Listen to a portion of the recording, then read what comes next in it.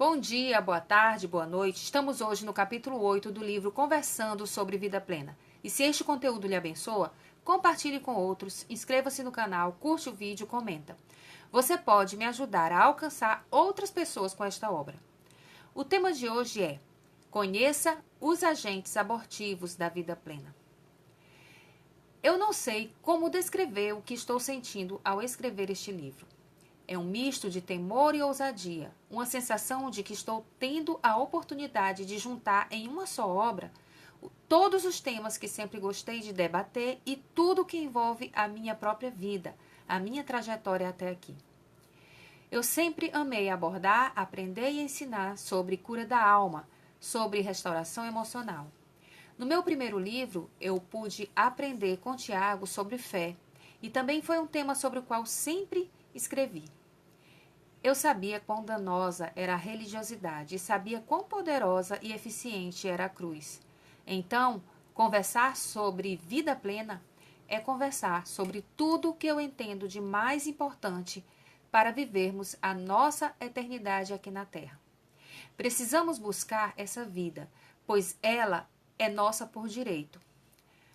Vou dar um testemunho que não é meu, mas achei super interessante. Estou fazendo o curso Fé com Reinhard Hitler e ele deu um dos seus testemunhos que me chamou muita atenção. Ele era um plantador de igreja na Áustria quando seus filhos nasceram. Diz que sempre que começava uma igreja, colocava no jornal convocando as pessoas que precisavam e queriam ser curadas. Assim, elas chegavam e eram curadas e descobriam Jesus e ficavam. Mas o seu filho nasceu com uma grave doença respiratória que envolvia sua garganta e seus pulmões.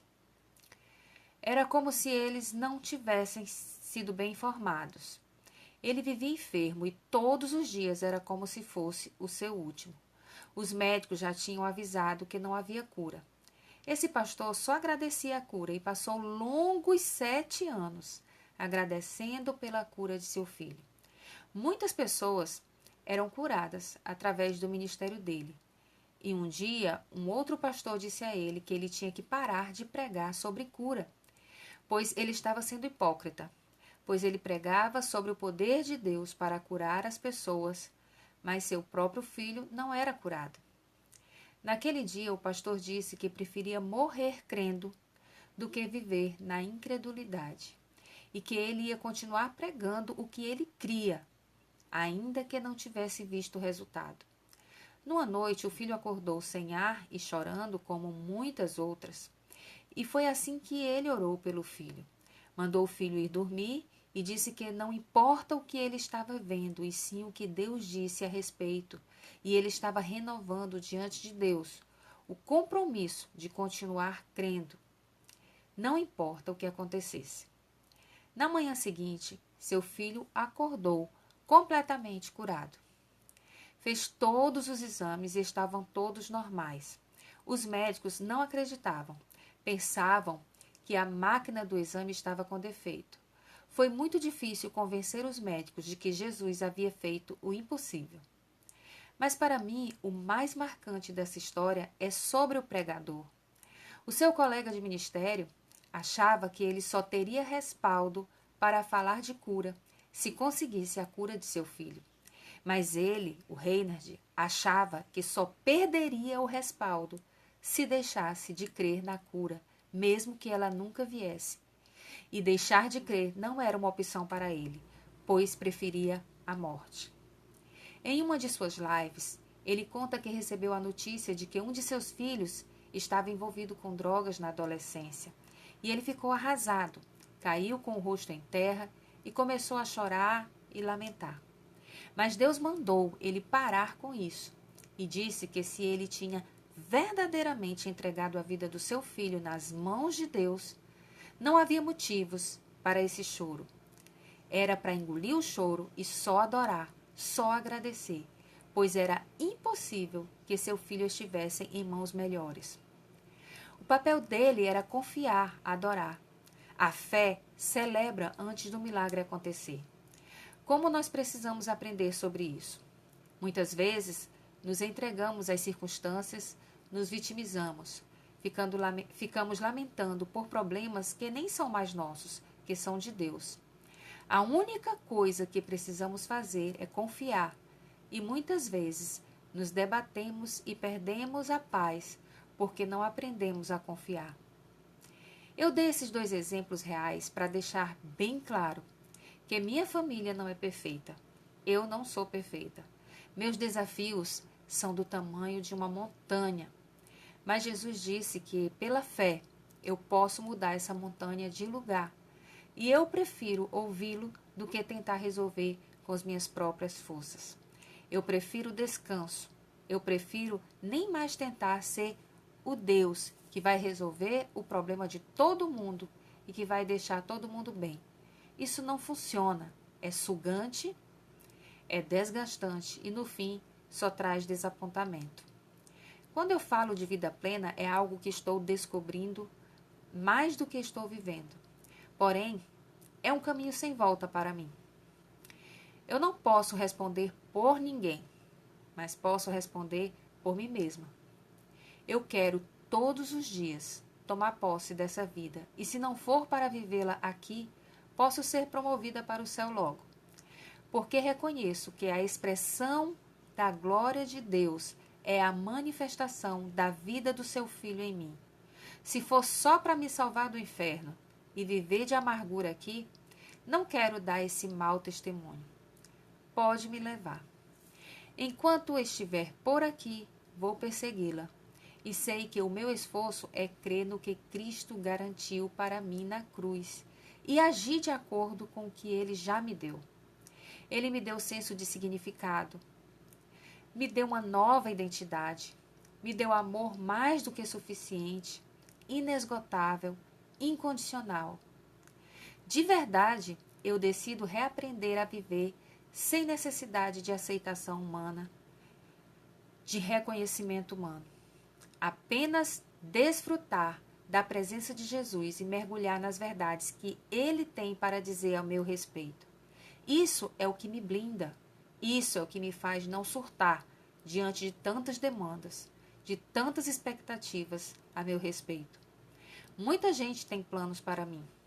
Muita gente acha que sabe o que eu devo fazer, como eu devo ser, como eu devo agir, pensar, sentir.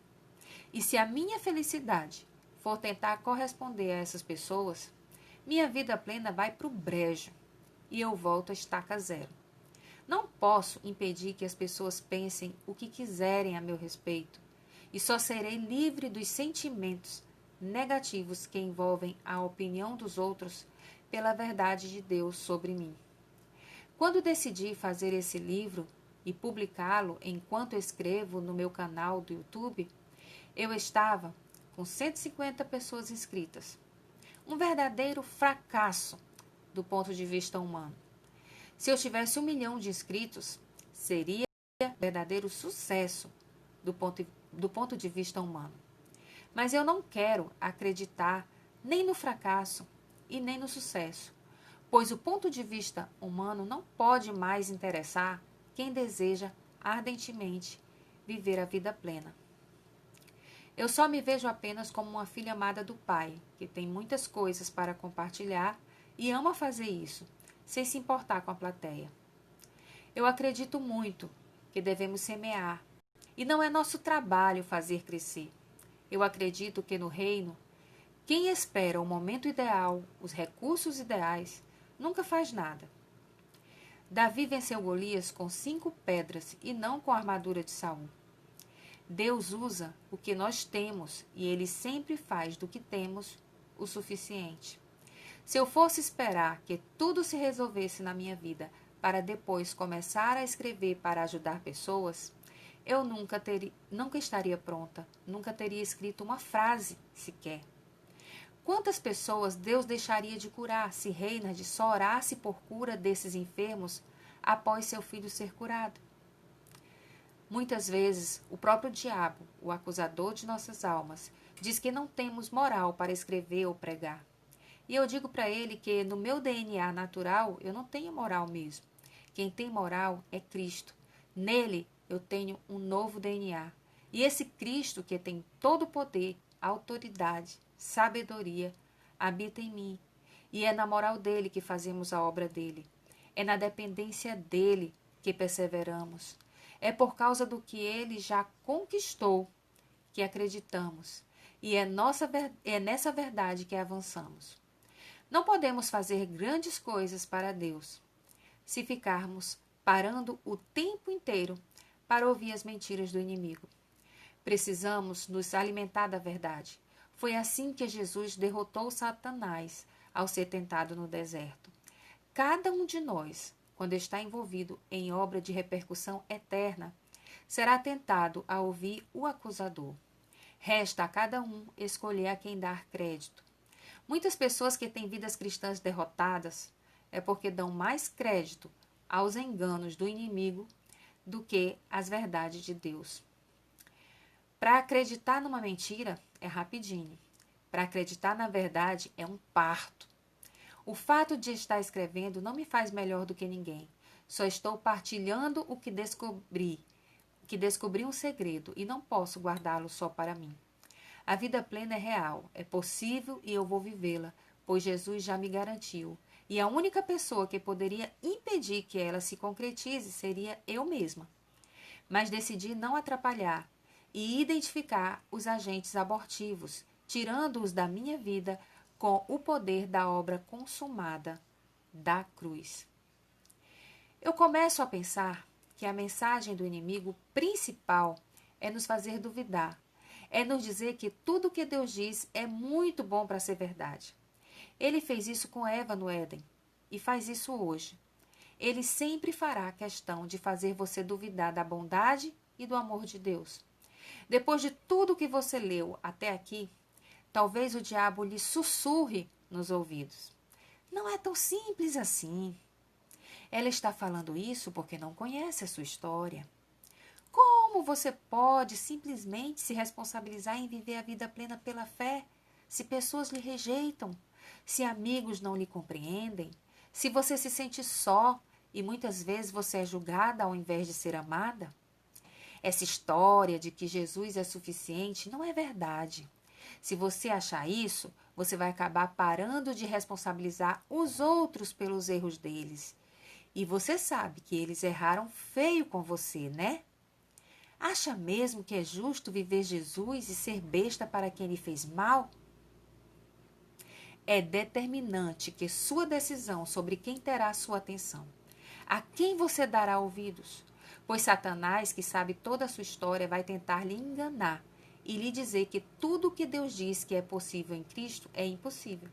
Vai tentar lhe dizer que você jamais vai conseguir vida plena, que é melhor viver como você se acostumou, sofrendo e colocando a culpa nos outros, vivendo de derrota em derrota, entregue aos problemas e circunstâncias.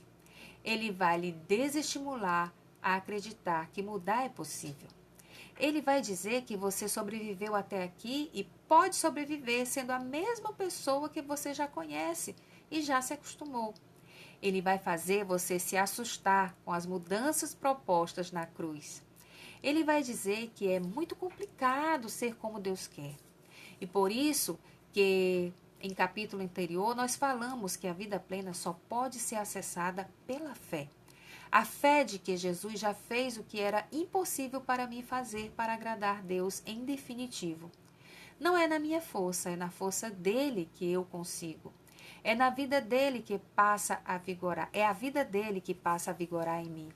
Essa é a introdução de um bloco que só existe porque as pessoas ainda insistirão em viver no DNA natural. E neste DNA está repleto de agentes abortivos da vida plena. O plano de Deus é que seu DNA natural já foi crucificado com Cristo. Mas você não tem fé para isso ou lhe ensinaram que é um processo muito lento e longo de santificação e que você tem que tolerar todas essas coisas e conviver com elas. Mais uma vez eu digo, a escolha é sua.